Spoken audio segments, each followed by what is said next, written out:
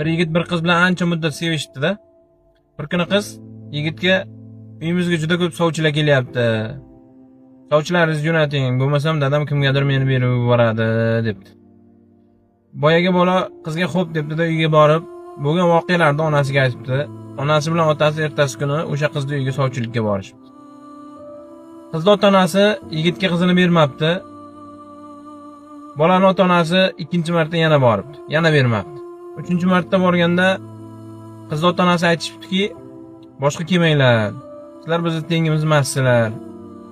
Ko'rpalanga qarab oyoq uzatinglar, tengi bilan tezak qopi bilan debdi. Yigitning otasi bo'lgan voqeani o'g'liga borib tushuntiribdi. Bolani bundan jahli chiqibdi, otasiga jahl qilibdi-da. Rossiyaga bilet olib, hech bir tanishi bo'lmagan joyga ishga ketibdi. Ishga borib ishlabdi. 6 oy davomida hech kimga telefon qilmabdi.